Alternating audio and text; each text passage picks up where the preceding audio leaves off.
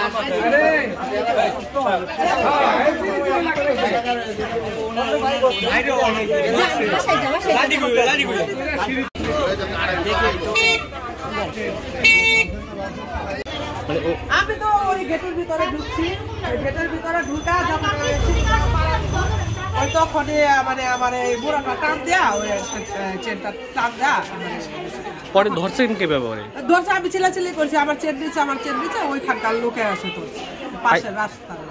পাইছেন chain? Chain কি পুরোপুরি পাইছেন? ওরে বড় এক টুকরা মনে হয় নাই।